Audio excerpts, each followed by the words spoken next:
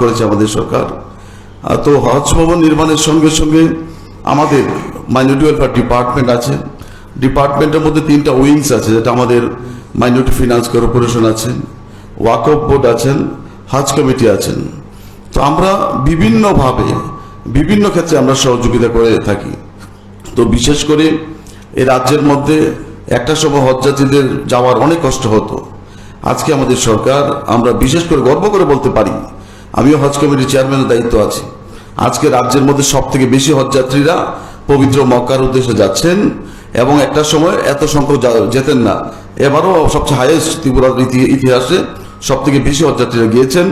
ওনাদের সর্বোপরি ব্যবস্থাপনা, থাকা খাওয়ার ব্যবস্থাপনা থেকে শুরু করে, ওনাদেরকে কলকাতা নিয়ে যাওয়ার থেকে শুরু করে, ওনাদের স্যান্ডিং যে program, vaccination program, training program থেকে শুরু করে সর্বোপরি ব্যবস্থাপনা আমাদের রাজ্য সরকার আমরা করে চলছি। আমাদের প্রফেসর ডক্টর মানিক শাহ মহাশয়ের নেতৃত্বে যে সরকার চলছে, তার সঙ্গে আমরা ওয়াকফ বোর্ডের মাধ্যমে আমরা এই রাজ্যে প্রচুর ওয়াকফ ল্যান্ড প্রপার্টি, যে জায়গাগুলো দীর্ঘদিন সিপিএম এর নেতৃত্ব দ্বারা দখল হয়েছিল, আমরা অনেকগুলো প্রপার্টি আমরা উদ্ধার করেছি।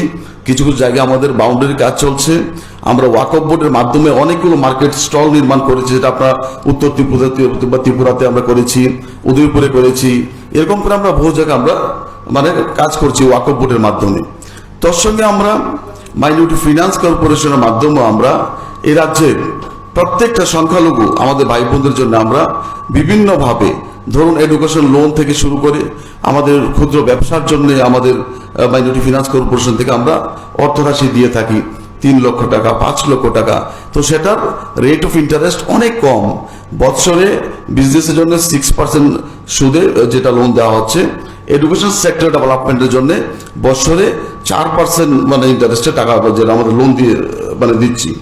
তার সঙ্গে আমরা বিভিন্ন বড় বড় কনস্ট্রাকশনের কাজগুলো করছি, যেটা আমাদের আমাদের মাননীয় প্রধানমন্ত্রীর নেতৃত্বে যে চলছে। আপনারা সকলে জানেন, আমাদের পিএমজেবিকে ওর মাধ্যমে আমরা অনেক বড় বড় কনস্ট্রাকশন কাজগুলো করছি, যেটা আমাদের বক্সনগরে হয়েছে। বক্সনগরে আমরা কাজ যেটা করছি, আমাদের যে হসপিটাল, সেটা আমাদের প্রধানমন্ত্রী পিএমজেবিকের অর্থরাশি, আমাদের সংখ্যালঘু কল্যাণ দপ্তরের মাধ্যমে সে অর্থরাশি দিয়ে বক্সনগর হাসপাতাল নির্মাণ করা হয়েছে। তার সঙ্গে আমরা, যেটা আপনারা জানেন, এটা আমাদের 120টা যে মার্কেট স্টল হচ্ছে সোনামুড়া বক্সনগরের মধ্যে। তো সেটা আমরা যেটা কাজ চলছে, প্রসেস চলছে, সেটাও 1 কোটি 22 লক্ষ টাকা অর্থরাশি খরচ করে সেটা কাজ চলছে। তো আমাদের বিশেষ করে মতিনগরের মার্কেট স্টল, সেটাও বক্সনগর বিধানসভা কেন্দ্রে, সেটাও 40 লাখ যে টাকার মধ্যে আমাদের সংখ্যালঘু কল্যাণ দপ্তরের মাধ্যমে সেটা হচ্ছে।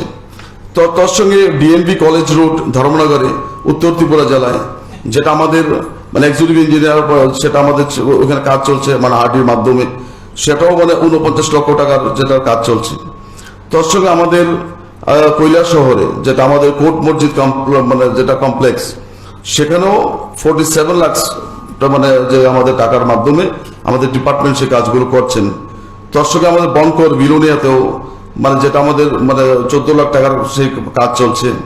তার সঙ্গে মাদ্রাসাগুলোকে আমরা ডেভেলপমেন্ট করার জন্য আমরা বিশেষ করে আমাদের রাজ্যে 4খানা মাদ্রাসাকে আমরা আমাদের সংখ্যালঘু কল্যাণ দপ্তরের মাধ্যমে আমরা 6 লক্ষ টাকা দিয়েছি, এবং ওই মাদ্রাসাগুলোকে কম্পিউটার আমরা 6 লক্ষ টাকার মাধ্যমে আমরা কম্পিউটার দিয়েছি, যাতে মাদ্রাসাগুলো ডেভেলপমেন্ট যাতে হয়। প্রিভিয়াস সরকার আমলে মাদ্রাসাগুলো সেভাবে ডেভেলপমেন্ট হয়নি, সে লক্ষ্যে আমাদের সরকার আমরা কাজগুলো করে চলছি। তার সঙ্গে আমরা প্রি মেট্রিক এবং পোস্ট মেট্রিক স্কলারশিপ, যেটা আমরা সব থেকে বেশি আমরা দিচ্ছি, যেটা আপনারা জানেন। তো এখানে আমরা বিশেষ করে যেটা আমাদের 2022 এবং 23-এ আমরা প্রি মেট্রিক এবং পোস্ট মেট্রিক স্কলারশিপ আমরা দিয়েছি। আপনারা দেখুন, এখানে টোটাল আমাদের যে ফিনান্সিয়াল 19 কোটি টাকা, সেটা আমাদের অর্থরাশি, যেটা আমাদের খরচ হয়েছে। তার সঙ্গে আমরা আমাদের বিশেষ করে যারা বিএড ডিএলএড প্যারামেডিক্যালের জন্য অনেক আমাদের ছেলেমেয়েরা আমাদের ওনাদের আমরা অর্থরাশি দিয়ে সহযোগিতা করি, যেটা আপনারা জানেন। আমরা প্রতি বছরে 90,000 টাকা অর্থরাশি করে দিচ্ছি, 2 বছরে 1,80,000 টাকা, সেটা সম্পূর্ণ আমার বিনামূল্যে, সেটা কোনো ফেরতযোগ্য না। সেই টাকাটা আমরা আমাদের সংখ্যালঘু পরিবার, আমাদের ছেলেমেয়েরা যাতে উন্নত ভবিষ্যতের জন্য আমরা সেই টাকাগুলো আমরা সংখ্যালঘু কল্যাণ দপ্তরের মাধ্যমে দিচ্ছি। তো এই বছর আমরা 400 আমরা মানে আমাদের স্টুডেন্টকে দেওয়া হয়েছে। তো একটা সময় সেটা অনেক কম দেওয়া হতো। তো সেটা এরকম করে আমাদের বিশেষ করে আমাদের যে সরকার আমরা চাইছি যেটা আমাদের আরো অনেকগুলো, আপনারা আমাদের থেকে সেই পেপারসগুলো নিতে পারবেন, যেটা যেমন মানে আবুল কালাম আজাদ মেরিট অ্যাওয়ার্ডস, হ্যাঁ মানে তো আমাদের বেগম রুকিয়া বেগম যেটা আমাদের গোল্ড মেডেল অ্যাওয়ার্ডস, এগুলো করে আমাদের অনেকগুলো যেটা আমাদের সরকার দিচ্ছে, চিফ মিনিস্টার যে অ্যাওয়ার্ড, এরকম করে আমাদের অনেকগুলো অ্যাওয়ার্ড দেওয়া হচ্ছে। তৎসঙ্গে আমরা চাইছি আমাদের রাজ্যের মধ্যে একটা সময় যেটা আমার সংখ্যালঘু পরিবার, আমরা জানতাম 1%ও মুসলিমদের মধ্যে চাকরিজীবী ছিল না।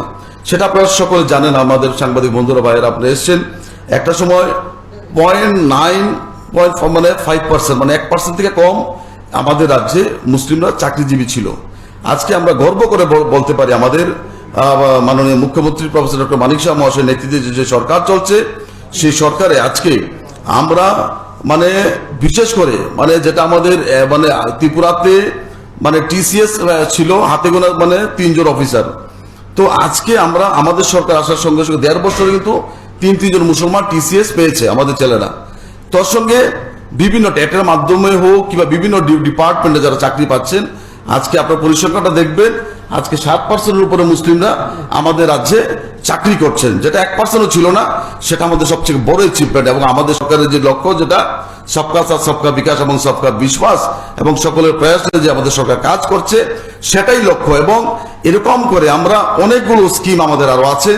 আমরা আমাদের রাজ্যের প্রত্যেকটা সংখ্যালঘু এলাকাগুলোকে ডেভেলপমেন্ট করার জন্য যেটা পঞ্চায়েতের মাধ্যমে আমরা যতগুলো সুযোগ সুবিধা যেটা সকলে পেয়ে থাকেন, প্রধানমন্ত্রী গড় হোক, শৌচালয় হোক, মানে অটল জলের কানেকশন হোক, সৌভাগ্য যোজনার বিদ্যুতের কানেকশন হোক, আমাদের প্রত্যেকটা মানে গরিব পরিবারকে ফ্রি রেশনের মানে যে আমাদের চালের ব্যবস্থা ওনা থেকে হোক, আমরা বিভিন্ন ক্ষেত্রে যেটা আমাদের সামাজিক ভাতা থেকে শুরু করে প্রত্যেকটা সুযোগ সুবিধা রাজ্যের সংখ্যালঘুরা পাচ্ছেন। তো আমরা গর্ব করে বলতে পারি আমাদের দেশের যশস্বী প্রধানমন্ত্রীজি, আমাদের নরেন্দ্র মোদীজির নেতৃত্বে যে সরকার চলছে, এই সরকার আমাদের সমগ্র দেশের সঙ্গে সঙ্গে আমাদের রাজ্য আজকে আমরা মুসলমানরা সব থেকে বেশি সুরক্ষিত। এবং আমরা চাই না আমরা হিন্দু মুসলমান বৌদ্ধ খ্রিস্টান বলে বলে ডিভাইড এন্ড রোল আগে যে কংগ্রেস সরকার করেছে, কমিউনিস্টের বন্ধুরা করেছে, আমাদের সরকার ডিভাইড এন্ড রোলে বিশ্বাস করে না।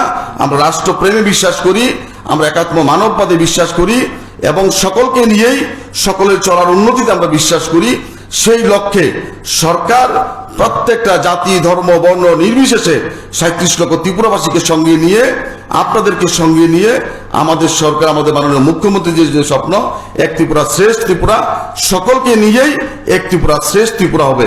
এবং আমরা গর্ব করে বলতে পারি আমরা মুসলমানরা এই রাজ্যে সব থেকে সুরক্ষিত। কোথাও কেউ বলতে পারবে না মুসলমানদের মানে বিভিন্নভাবে আমরা পিছিয়ে রেখেছি। আজকে আপনারাই বলুন, একটা যদি আজকে আপনার বাড়ির পাশে যদি 1-2টা পরিবার, ওই পরিবার যদি দুর্বল থাকে, তাহলে কিন্তু ওই পরিবারের সমস্যাটা কিন্তু আপনার উপর আমাদের উপরও এসে পড়বে।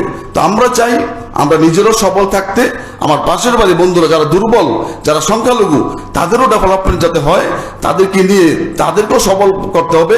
সেই লক্ষ্যে আমাদের সরকার এগিয়ে চলছে।